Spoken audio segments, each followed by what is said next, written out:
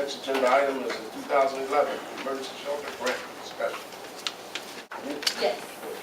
2011 Emergency Shelter Grant allocation proposal. For those of you who were at last month's meeting, you're going to have some deja vu. We discussed this at last month's meeting, but we didn't have a quorum, so we're going to chat about it again. We are receiving approximately $1,000 in ESG funding this year for the operations of emergency shelter. This is funding we receive every year, and this money goes to the operations, maintenance, and overall essential supports for activities related to the provision of emergency shelter for the homeless. The City of Dayton's priority is placed on shelters that provide the most immediate emergency shelter for homeless individuals, so that is for shelters that focus on the first 90 days of homelessness. However, the money can be spent on shelters that provide services up to 2 years, but because of the need within the community for funding for emergency shelters, that's where we focus our funds. On January 10th, we released the RFP.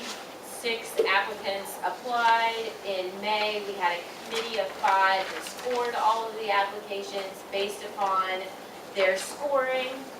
The applications were ranked, and you see down at the bottom the rankings that were made by that committee, and then their suggestions for funding for the 6 applicants based upon their ranks.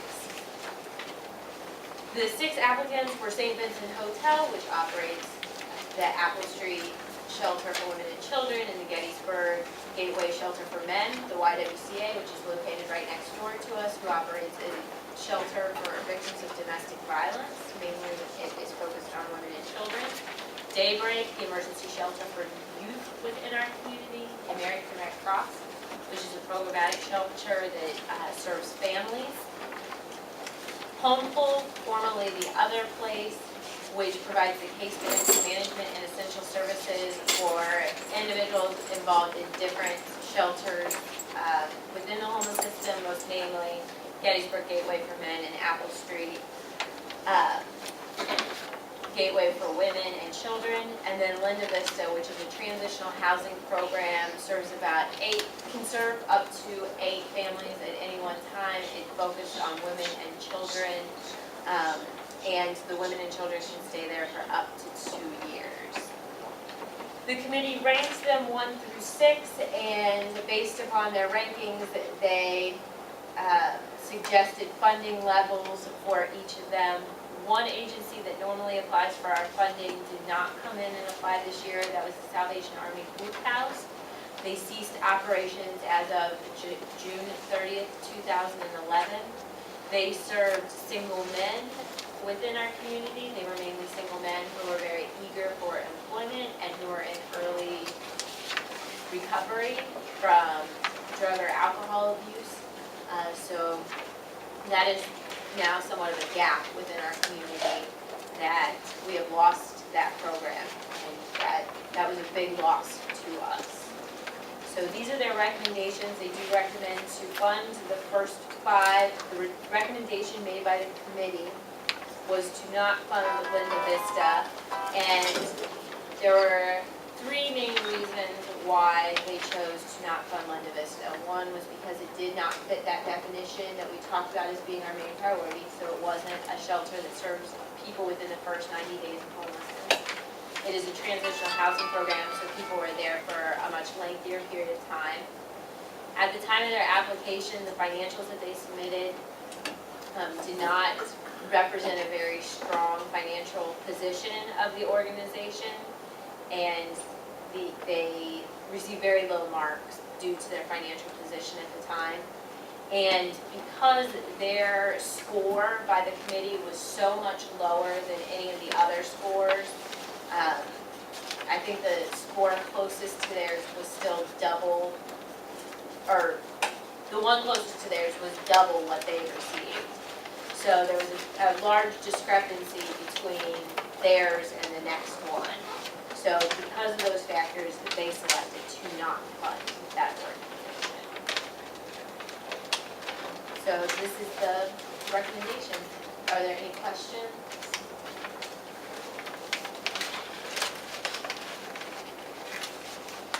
You said there's six,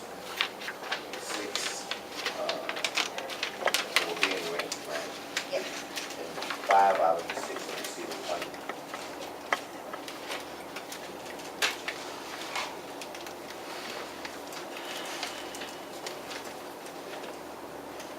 Any other questions? Yes, sir.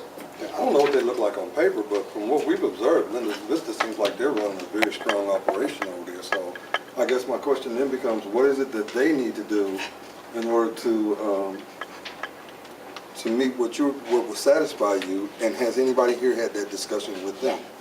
We are working closely with the Continuum of Care and Montgomery County, who is working diligently with Linda Vista. Their financial position has greatly improved over the last year. I would still not say that they have a solid financial position, but it has greatly improved. And the county is working with them to get their operations to the point where their staff is fully paid on a consistent basis, where the mortgage is being paid by the actual organization and not just, you know, a staff person paying the mortgage when there's a shortfall, things like that. They're trying to get them so that they're running they're running a great operation, and they're doing it, you know, come anything, they're getting it done. But for federal funding, there's a lot more strings attached, and we just want to make sure that when we give them the federal funds, that they're ready to use them, and that at no point in time we would have to either deny them payment or have to rescind our funds. That would be the worst case scenario. So they are working very diligently with them to get them into position. But wouldn't this funding assistance enable them to do that?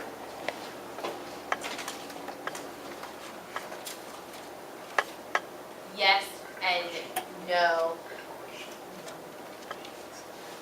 Based upon their prior year's financials, this funding would not have been enough to put them into the position to being able to cover all of the expenses that they were incurring. So it still would have left them with a large deficit. So it would have helped to close the gap. But, I mean, Priority-wise, if I go back to what you said. yes. Okay. Yes. If I heard you correctly, you said they are a transitional housing program. Correct. You guys, it was determined to fund those agencies that provide homeless services to people for 90 days. Within the first 90 days. Within the first 90 days. So from a priority standpoint, even if everything was, I mean, the agency that we're talking about does an excellent programmatic job, okay? Like any new agencies that are having some financial difficulties, the county and the Homeless Shelter Board has been working with that agency. I mean, this year was the first year that they actually did a fundraising. I don't know how much money they raised, but they did a fundraising apparently. So they're taking appropriate steps to address those quote-unquote financial issues.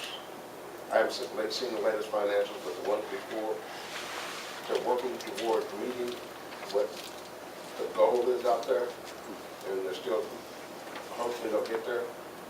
But I think, I don't want to give you, even if all that was in place, based on what the criteria for funding was, I can't sit here today and say that would have been a funding, okay? And there's other opportunities for it to be funded in other programs. Because what, if I'm following you correctly, you guys targeted shelters, not transitional housing. Am I correct? Correct. Okay. So if anybody wants to contribute to them, I'll make the pitch now.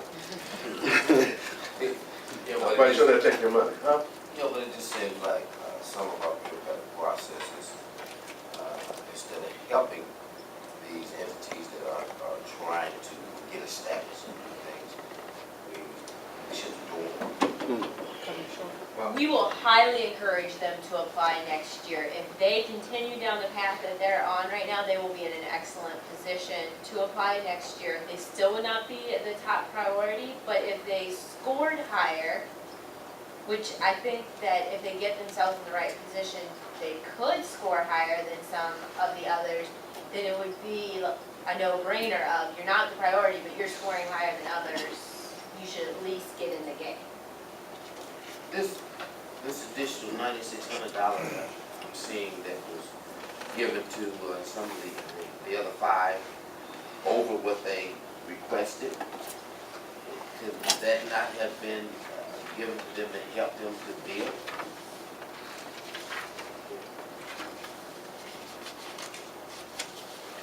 I mean, the decision was made not to give them anything and to give 2 of the others more than they requested. Can I ask another question? The committee has 3 representatives from this body on it. Who are they and why aren't they addressing some of the questions? I don't know if you remember, Cora. But they were, we had, I mean, Yeah, it we looks had to me like the representatives. major parts of the committee were people from this Through it. group. And I guess what I go back to is what she reported on this committee evaluation program, based on the evaluation criteria. Okay. Came out with, these are the agencies that we want to fund, or that we prefer to fund because of their scoring, and proceeded on those lines. Okay.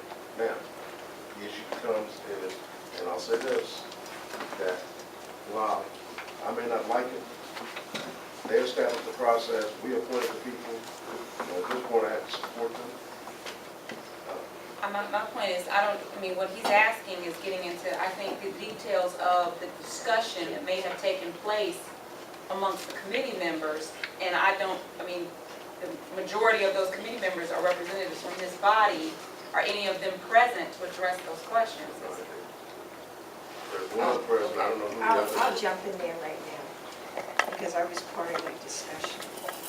And the reason, some of the reasons that we did what we did, because if we had given them the 9,000, just for them to be in compliance with the regulations, would have taken $6,000.